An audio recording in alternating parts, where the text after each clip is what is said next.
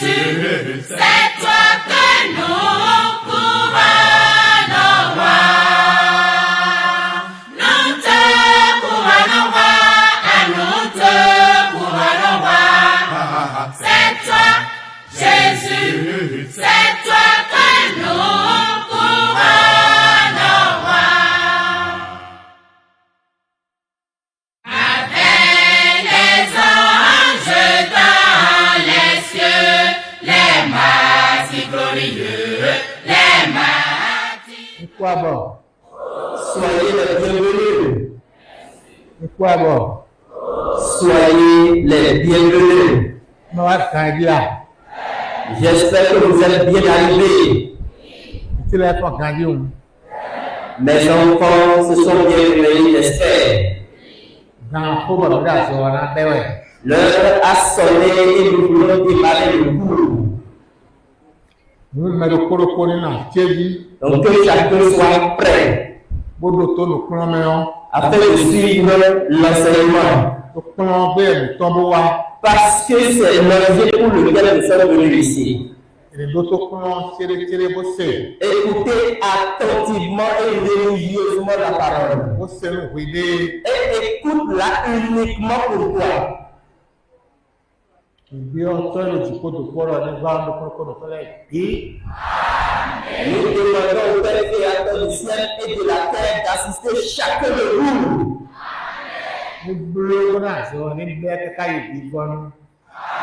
Qu'il fasse en sorte qu'on démarre l'œuvre et qu'on l'achève sain et sauf.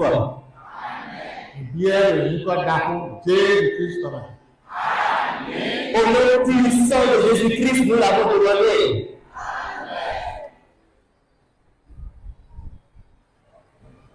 Merci beaucoup, révérend pasteur, pour son ouverture. On papa d'abord commencer, nous allons bien d'aller au sorte de nous confie. Et on le président du président.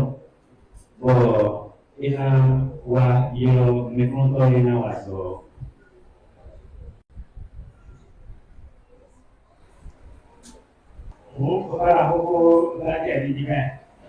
Le révérend pasteur vous a déjà béni, n'est-ce pas?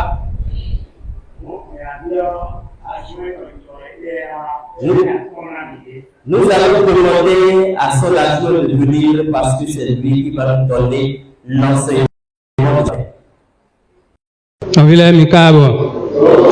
Bien-aimés, soyez les bienvenus. Bonne assise à vous tous.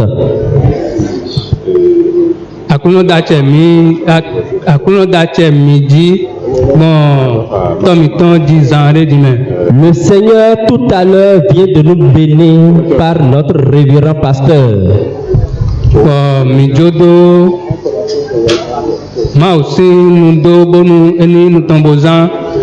Et nous demandons à Dieu d'utiliser sa bouche pour nous.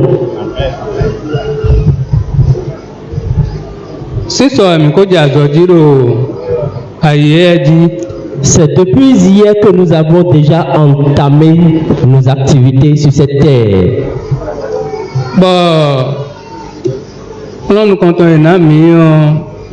Et le premier coup que nous avons reçu,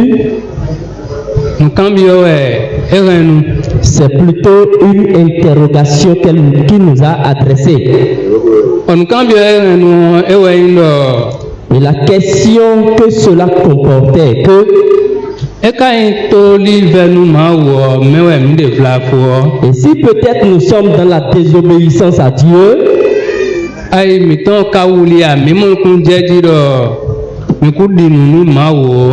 est-ce que notre conscience a capté que nous n'avons pas alors cru en Dieu? Est-ce que réellement nous nous sommes rendus compte que nous sommes incrédules? Et c'est cette exhortation que l'Esprit Saint nous a adressée hier.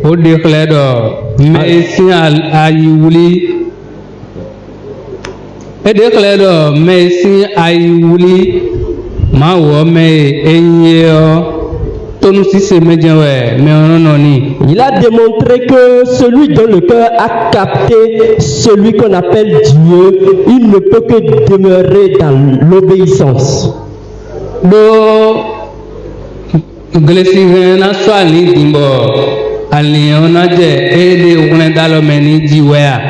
Est-ce que le cultivateur va prendre la roue et la roue va commencer par se disputer avec lui? Je demande si cela peut être le cas.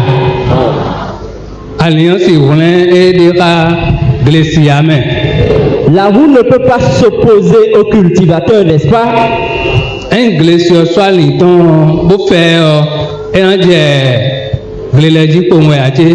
donc, si le cultivateur prend sa roue, n'est-ce pas que la roue va simplement obéir et lui va commencer par creuser la terre?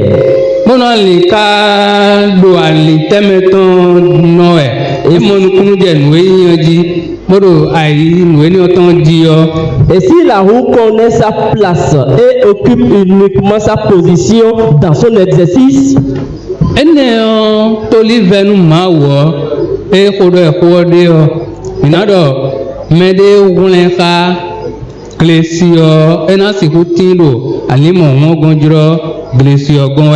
ainsi la désobéissance dont nous parlons envers Dieu, est-ce que la roue peut agir ainsi envers le cultivateur?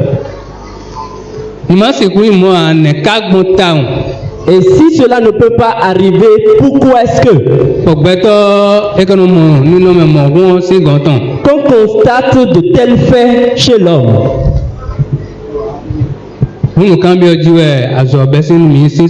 Donc depuis hier, c'est pas une question que le cours a débuté. Et l'une des créatures de Dieu a analysé l'homme jusqu'à a posé une question à Dieu au sujet de la nature de l'homme.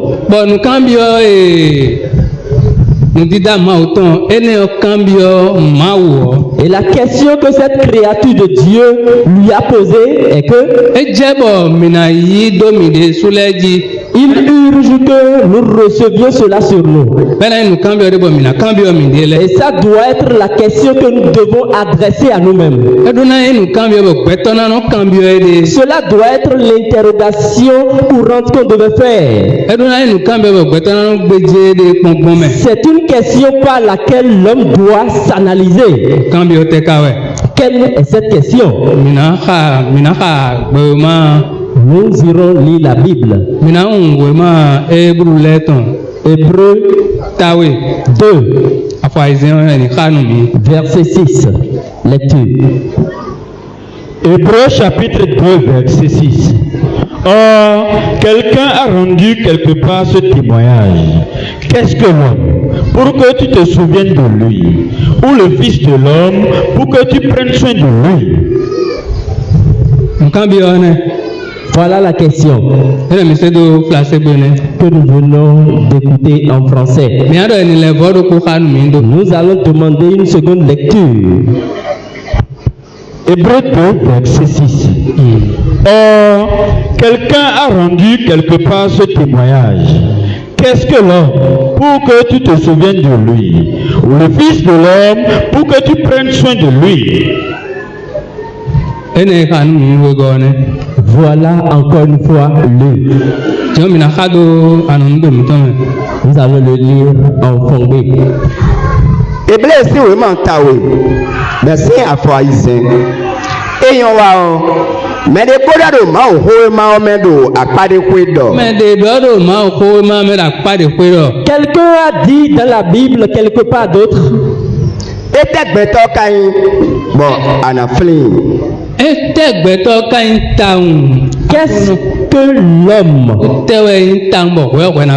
Seigneur, qu'est-ce que l'homme pour que tu te souviennes de lui?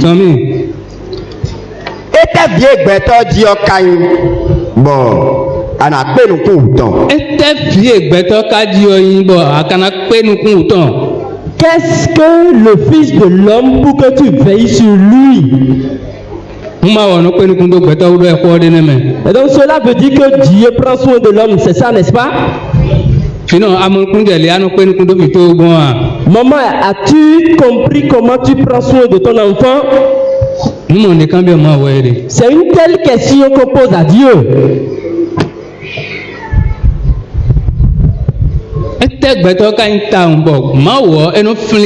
Qu'est-ce que réellement l'homme pour que Dieu se souvienne de lui? Et il prend soin de lui. Voilà. Et il est temps qu'on se pose la question de savoir, Seigneur, qu'est-ce que je suis pour que tu prennes tant soin de moi? Et c'est justement pour cela que tu vas aussi te poser la question. Est-ce que réellement je me rends compte que Dieu prend soin de moi? Est-ce qu'il me protège?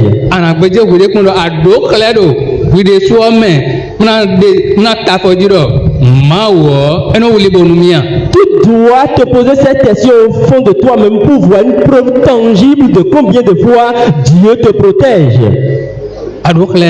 Est-ce que tu as des preuves? Et si tu n'en as pas, tu ne pourras même pas ouvrir ta bouche et te prononcer de la sorte. Mais tu ne pourras non plus quitter l'état d'âme qui va te permettre de comprendre cela.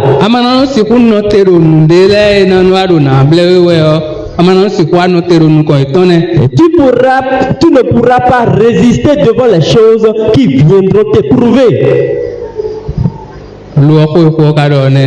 Cependant, voilà ce que dit la Bible.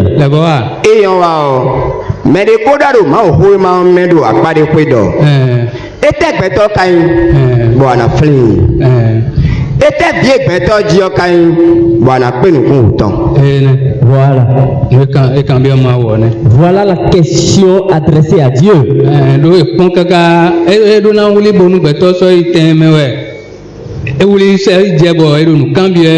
Ayant analysé, on a compris qu'il ne devait pas prendre si tant soin d'un être humain.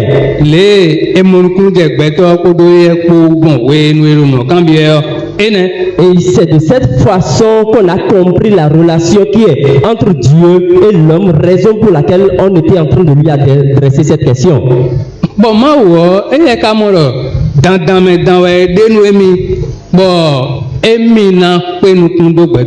Ah, pour Dieu, c'est une obligation de prendre soin de l'homme. C'est sa vision. Et c'est dans sa conception. Et c'est ainsi qu'il l'a déjà préétabli. C'est une obligation pour Dieu de prendre soin de l'être humain. Et si le cultivateur ne prend pas soin de ça, au moment opportun, est-ce qu'il pourra la trouver pour l'utiliser à bon escient? Pourquoi est-ce que Dieu agit réellement de la sorte? Pourquoi est-ce qu'il prend soin de l'homme? Pourquoi? Genèse, nous comptons premier. On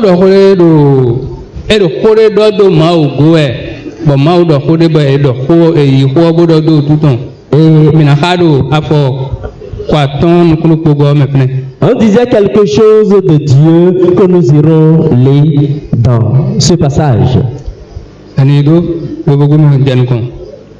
Genèse 26. Genèse 1er, verset 26. Puis Dieu dit: faisons l'homme à notre image, selon notre ressemblance, et qu'il domine sur les poissons de la mer, sur les oiseaux du ciel, sur le bétail, sur toute la terre, et sur tous les reptiles qui rampent sur la terre.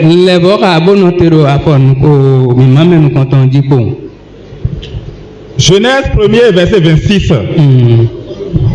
Puis Dieu dit: faisons l'homme à notre image, selon notre ressemblance. bonu mini do anonu be bitome bibeme si wemo ta no kono ko tombe si ka me kwa tono kuno ko ene ogudo ne do ganji. Suivez attentivement.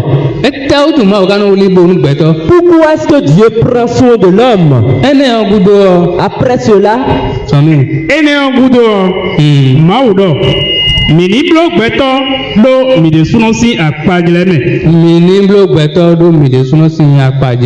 faisons l'homme à notre image.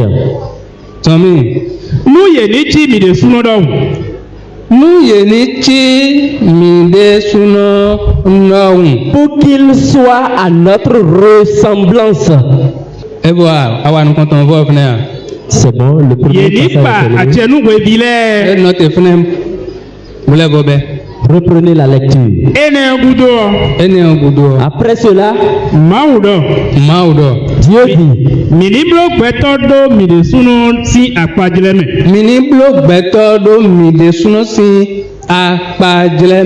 faisons l'homme à notre image. C'est Dieu qui, en parlant, a dit faisons. Nous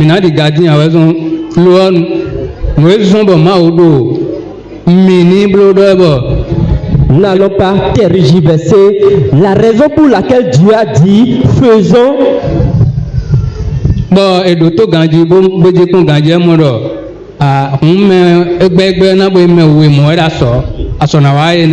quand on analyse bien ce passage, on pourra se rendre compte que c'est au moins 2 personnes qui seront à l'œuvre. Et ce n'est pas pour une autre raison.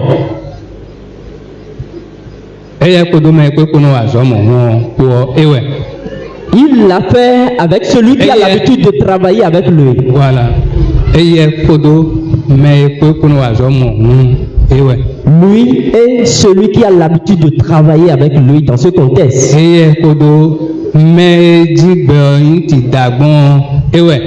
Il était plutôt avec celui par qui le monde a été créé.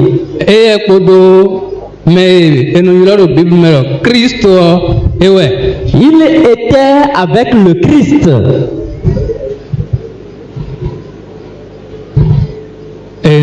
Voilà.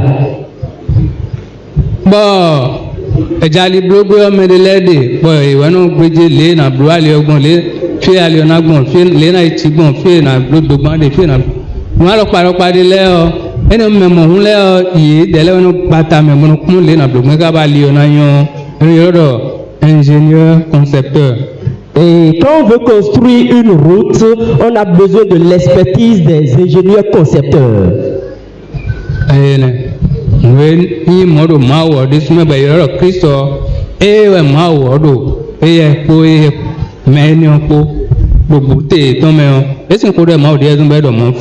Et c'est l'équivalent en Dieu, c'est le Christ.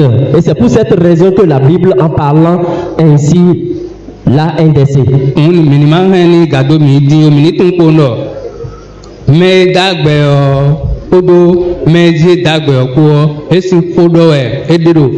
N'allons pas plus loin dans notre pensée.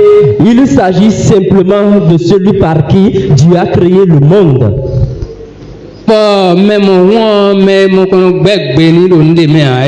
Et celui-là, c'est quelqu'un à qui on ne désobéit en rien.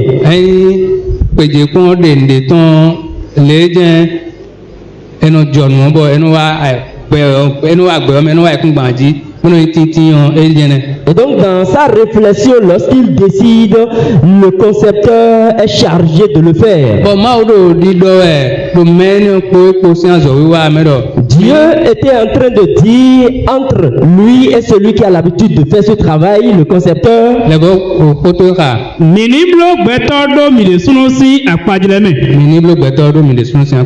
faisons l'homme à notre image.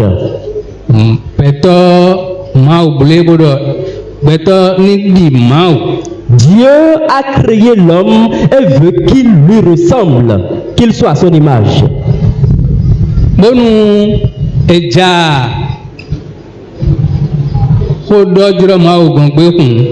quand on voudra parler envers Dieu, tel que lui-même Dieu, on ne le voit pas. Et l'homme qu'il fera par les œuvres de Christ sera un être physique.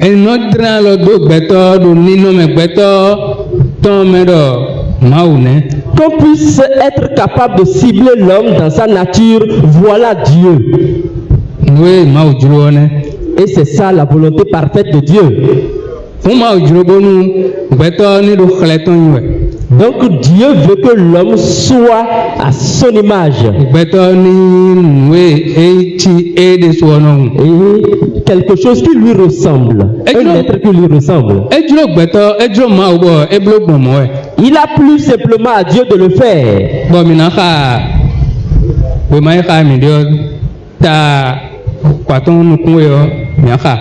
Nous irons au verset 27.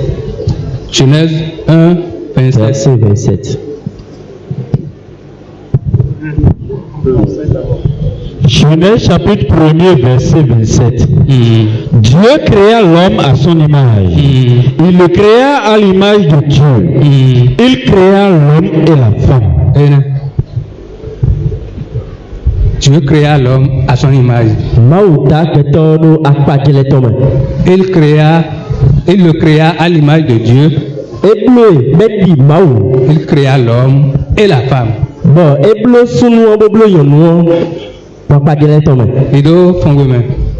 Bibemesi umata nu konton besi afọ kwa tonu kunwe. Ma udo beto do akpajele ede suno tome. Ma udo beto edo mini blo. Dieu créa l'homme à son image. Il a dit faisons. Nous l'avons lu tout à l'heure. Lorsqu'il a dit faisons,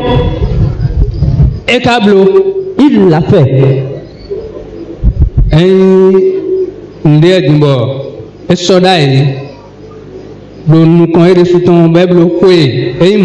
Ce n'est pas une entreprise peut-être qu'il a entamé sur la durée des années.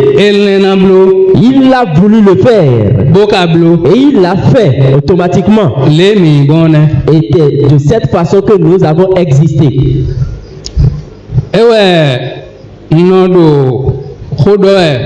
Et c'est pour cela que j'ai l'habitude d'insister.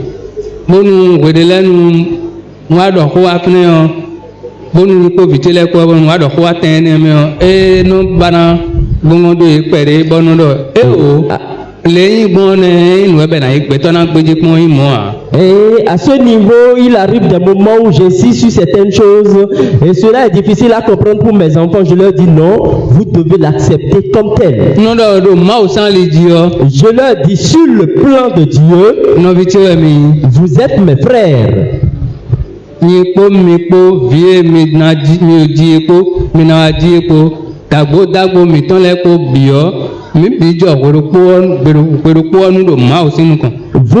et moi, les petits enfants qui vont venir après, ou nos aïeux qui nous ont précédés, nous avons été créés le même jour. Et effectivement, c'est de cette façon que Dieu agit.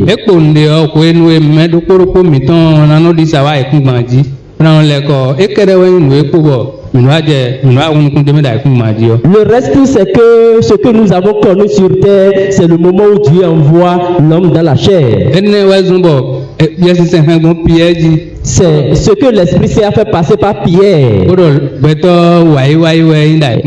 il a dit que l'homme est passager sur terre. Il est un pèlerin.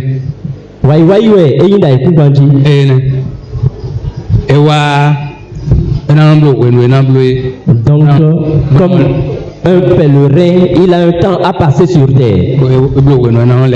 Et après son séjour, il partira. Lorsqu'il était sur la terre, il se voit comme enfant de tel. Et se voit également comme père ou mère de quelqu'un. Et cette période ne change rien chez Dieu. Il continue d'être le même enfant qu'il était pour Dieu. C'est pour cette raison que quand Dieu a décidé de créer l'homme, il l'a fait immédiatement. Pourquoi est-ce que nous parlons si tant? Nous pensons à des moments que nous sommes une pourriture. Nous pensons à des moments que nous sommes périssables.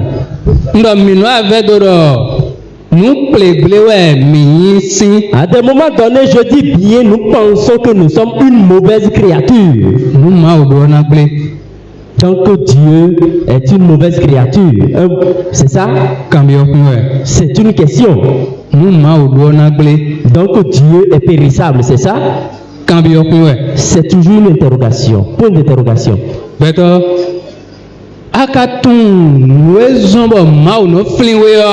Homme, est-ce que tu sais pourquoi Dieu se rappelle de toi?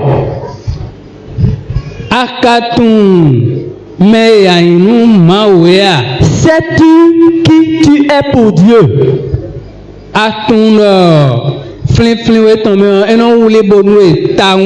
Est-ce que tu sais aussi que en se rappelant de toi, il te protège sérieusement? En temps normal, aucune épreuve ou bien circonstance ne peut venir devant l'homme et il va trembler. Non. En temps normal, bien sûr.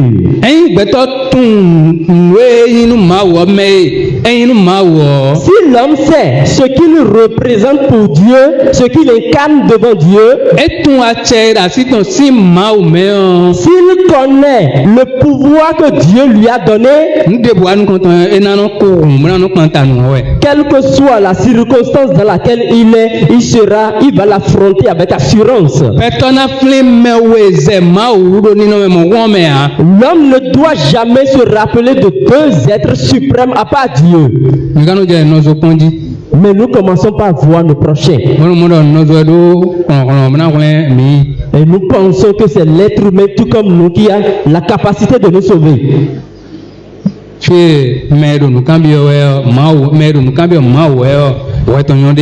Et c'est là où celui qui posait la question à Dieu avait raison.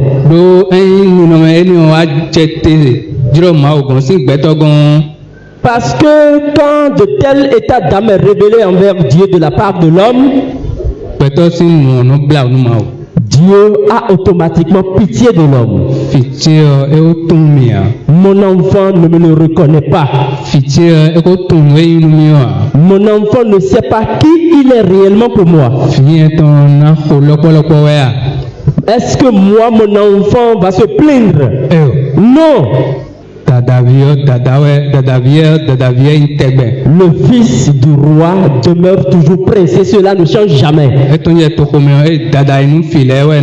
quand lui sort de sa maison, il n'est plus près dehors, il est le roi. Homme, est-ce que tu as cette compréhension? Je ne pense pas que l'homme soit capable de le comprendre ainsi. Si nina nabo kai ho eh bien, la connaissance ou bien le don que Dieu a fait à certains et dans l'effort qu'ils ont fourni au fond d'eux-mêmes, cela a fait qu'ils ont compris un peu cet état d'âme. Jésus a démontré que cela lui a permis de se connaître ou bien de le comprendre complètement. C'est pour cela que quelles que soient les circonstances dans lesquelles il se retrouve,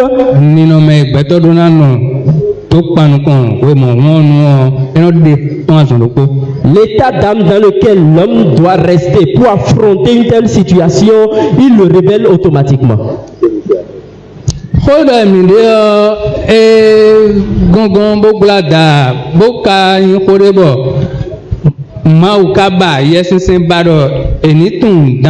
Ce dont nous parlons est profond et délicat, et l'Esprit Saint voudrait qu'on le comprenne.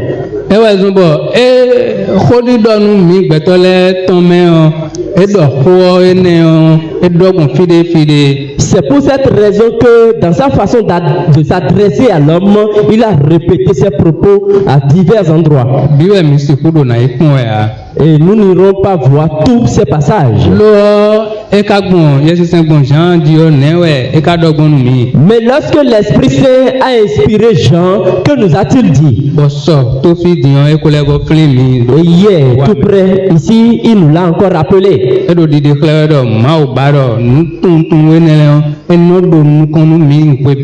cela démontre que Dieu voudrait que cette connaissance nous incarne à tout moment.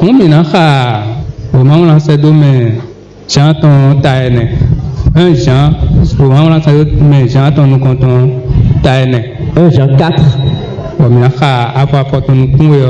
verset 17.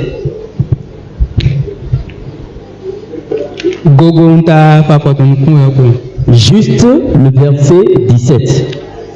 1 Jean 4, verset 17. Tel il est, tel nous sommes aussi dans ce monde. C'est bon.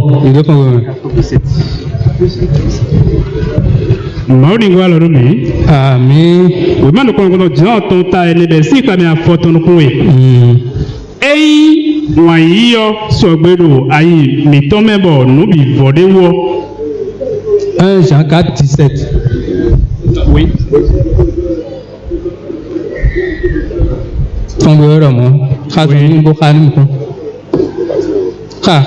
Eyi wanyi yo sɔgbedo ayimebɔ nubi vɔde wɔ mindona ganjɛwu kpikpedo wɛrɛ zangbe minado ganjɛwu kpikpedo wɛrɛ zangbe do gbe mizando gbe elɔmɛwo tsi kristu tɔndɔmu. Ibole yaga boka fɔfɔ tɔnkun ni mi kan o gbe ɔjɛ náà. Olùkóye 17 to you. 17. Oui. Ou bien 16. Mais 16 de fondement. 16. Mi deleo. Mi tuwaye maudo numio. Body nuna.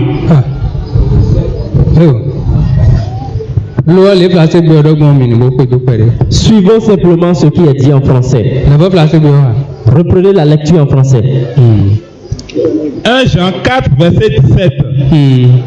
Tel il est, tel nous sommes aussi dans ce monde.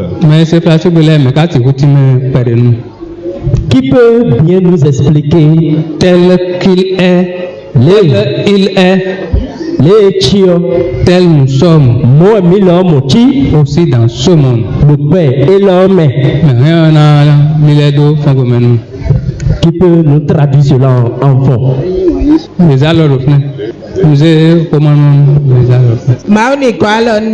Amen. Dieu nous assiste.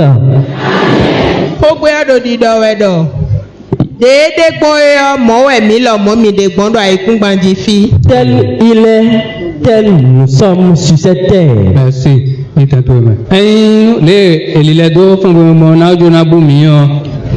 Et même si la traduction en fond veut nous perdre la route,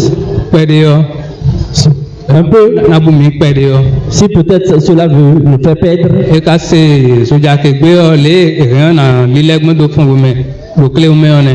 et en fond c'est un peu comment on peut traduire littéralement.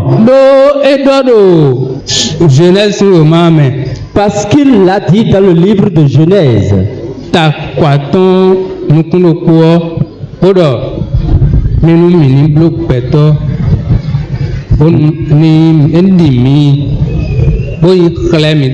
Le verset 26, il dit: créons l'homme à notre image et à notre ressemblance. Et ce qu'il dit là-bas,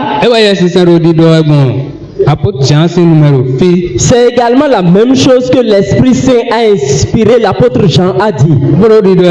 En disant, tel il est dans les cieux, tel que Dieu se trouve, nous sommes également à son image sur cette terre. Et quand on parle de ce monde,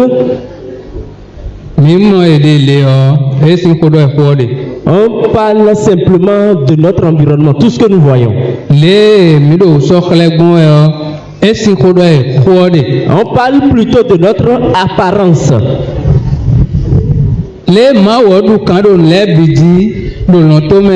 Tel que Dieu domine tout dans le royaume des cieux, c'est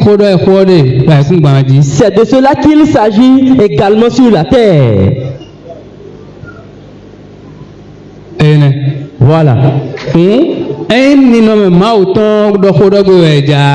si on veut parler de la nature de Dieu, l'homme aussi a la même nature que Dieu. C'est pour cette raison qu'on demande, est-ce que l'homme se connaît comme tel? Est-ce qu'il sait réellement la raison pour laquelle Dieu prend soin de lui? Nous irons encore lire un autre passage. Et c'est dans le livre des Actes des Apôtres. Acte 17, verset 29. Acte chapitre 17, verset 29. Ainsi donc, étant la race de Dieu, nous ne devons pas croire que la divinité soit semblable à de l'or, à de l'argent ou à de la pierre sculptée par l'art et l'industrie de l'homme.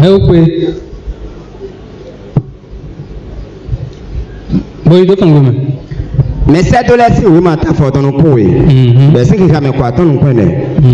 Eh kaindo ma usi viwe mi yo. Et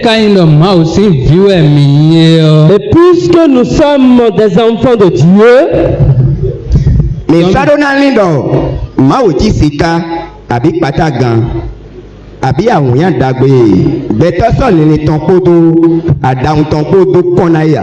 C'est ça. Vous l'avez vu?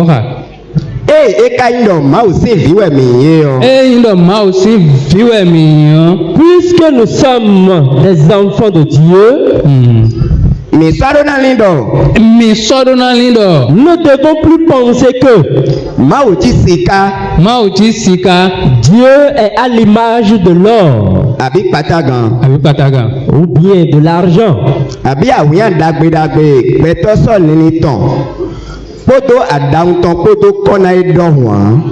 C'est ça. Voilà.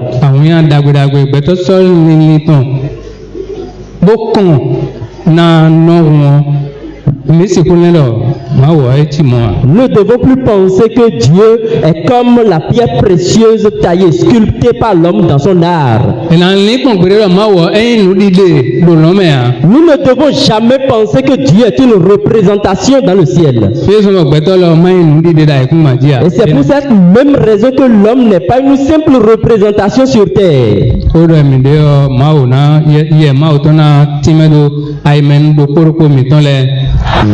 Et ce que nous sommes en train de dire, j'ai la ferme assurance que l'Esprit Saint va le détailler dans le cœur de chacun.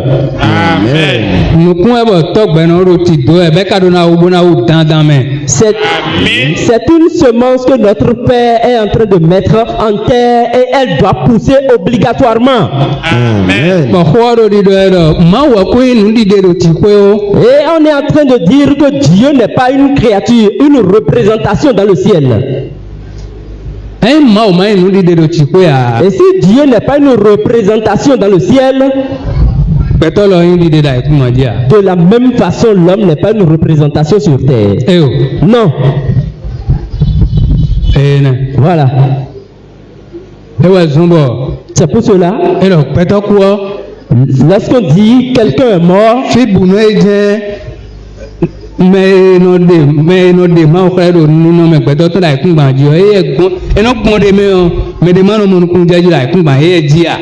et c'est de cette façon que quand quelqu'un meurt, cela devient tout de même mystérieux, qu'on ne comprenne même pas celui qui est en lui, qui est la représentation de Dieu, où est-ce qu'il est parti. On se demande cela.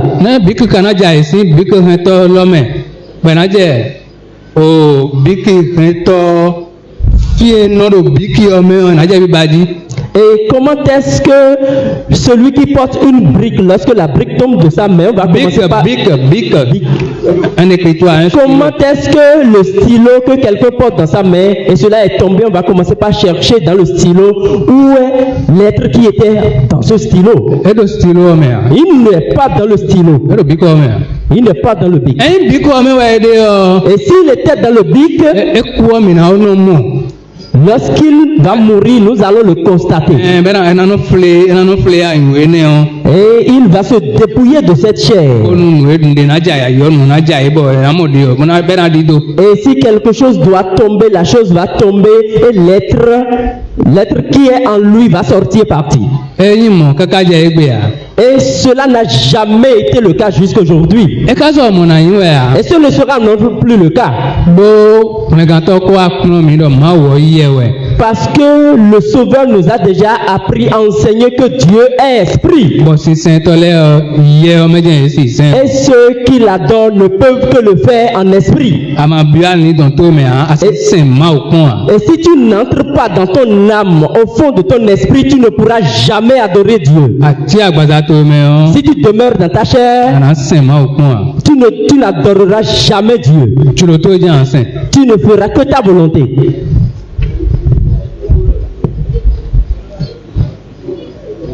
òun máa wọ̀ gbẹtọ̀ dẹ́m fúlàn jọra fúlàn dẹ́ fúlàn nǹka ó lílẹ̀ ń gbẹtọ̀ eyẹ ọ ẹdì máa wẹ̀.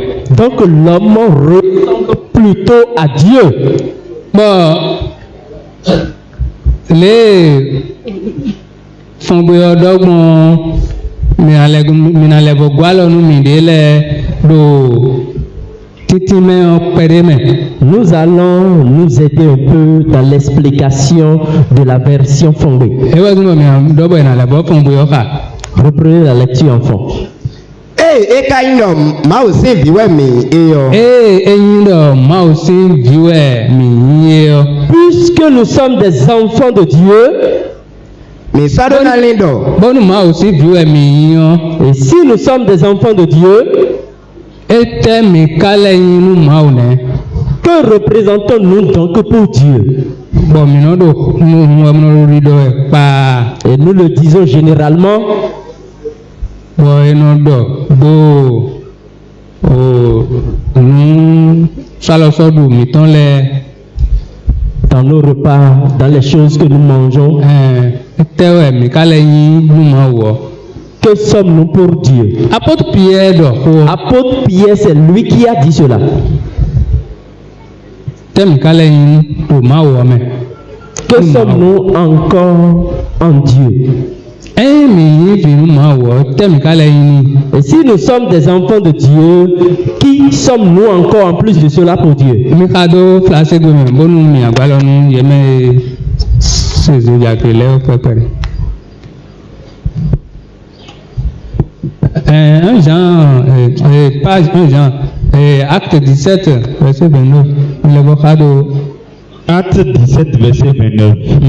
Ainsi donc, étant la race de Dieu, Étant la race de Dieu, et la time de Fongomelo, Étant la race de Dieu, si on veut l'expliquer enfant, étant la race de Dieu, étant la race de Dieu. et la time de Fongomelo, Et si on doit expliquer cela enfant, aïe aïe aïe. race de Dieu. Alors, fene bose micro le fene ouais. Même Huade étant la race de Dieu, elle a timé en dos son béméo. Étant la race de Dieu, l'explication ou la traduction littérale en Fongbe. Maaw ni gbalɔnu mi. Amen. Dieu nous assiste. Amen. Nu ìnàlílẹ̀ kó pé ne do gbèmítọ́mẹ́ ọ. Il le dit dans notre langage. Miadɔ kpɔn dɔ kunkan maaw tɔn ɛnu. Nous Alors, dirons simplement la lignée de Dieu. Alors qu'on a kun kan ma autant. Nous sommes la lignée de Dieu. Bon nous kun kan do Et quand on parle de la lignée et de la race, kun kan était toné. c'est quelle lignée ça? Kun kan était toné. Le voilà quoi puis à quoi son? Ya udu alogonu ya. Aka udu mulo. Aha, dobo mi ala sidi. Maaw ni gbalɔnu. Et quand on dit la race, Quand était toné. nous sommes dans la lignée. Dans quelle lignée? Quand était ton. Maaw ni gbalɔnu mi. Amen. Mihem Yaledo mi meloka. Oh, ma legacy kunkan dio. Bondo kunkan. Kaklado mauton. Kunkan. La race Kan lignée. eteton. Kan mauton. Kunkan. Kakunka. Kunkan. Kunton. Donc nous sommes de la lignée de Dieu. Nous devons faire le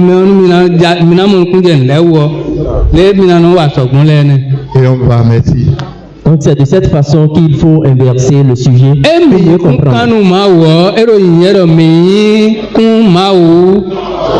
Et si nous sommes de la lignée de Dieu, ça veut dire que nous sommes la race de Dieu. Nous sommes la race de Dieu.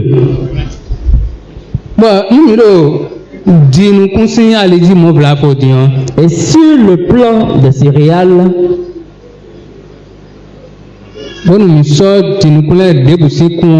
et si nous prenons une lignée de graines,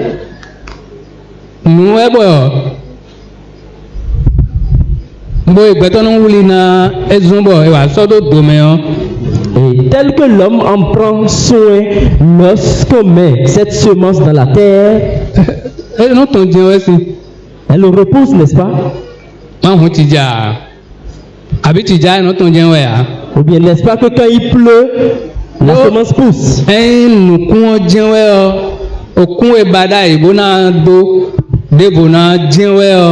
Et si c'est la race ou bien la lignée sélectionnée, lorsqu'on sème cela, est-ce que quelque chose change dans sa nature? Est-ce qu'on constate que c'est plutôt les graines rongées par les vers? Non, rassemblées.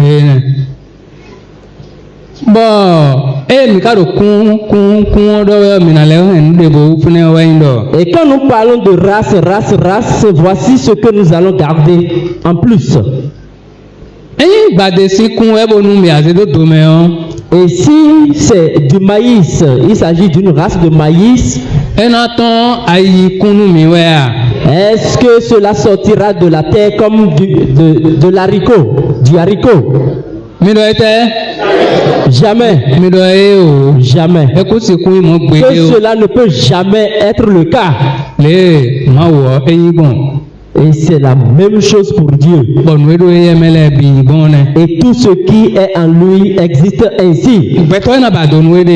Et c'est plutôt à l'homme de chercher à se connaître. Et de se connaître davantage. Parce que celui qui l'a créé lui a déjà donné les prédispositions. S'il cherche à connaître sa nature, il va se connaître dans sa propre nature. Et les pouvoirs qui lui sont conférés, il va les utiliser à bon escient. Est-ce que vous suivez l'enseignement qui descend? L'Esprit Saint va le graver sur tous les cœurs.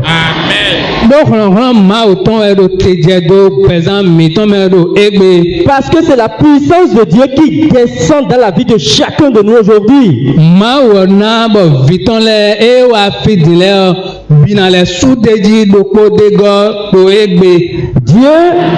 Dieu a fait de sorte que tous ces enfants qui sont venus ici aujourd'hui vont croître spirituellement une seconde fois.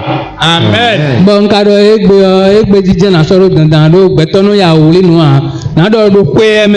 Et quand je dis aujourd'hui, je ne dirai pas forcément aujourd'hui, c'est graduellement cette année, pendant le cours de cette année.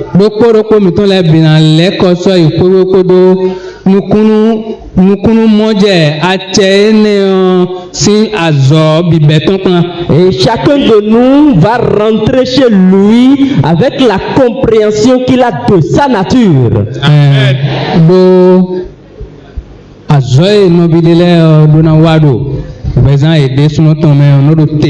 Parce que l'œuvre que doivent accomplir certains frères parmi nous dans leur vie demeure.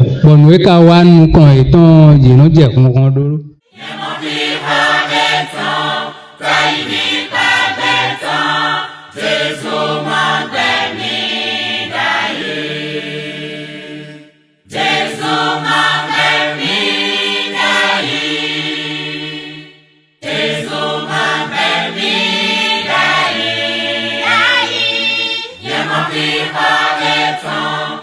idée.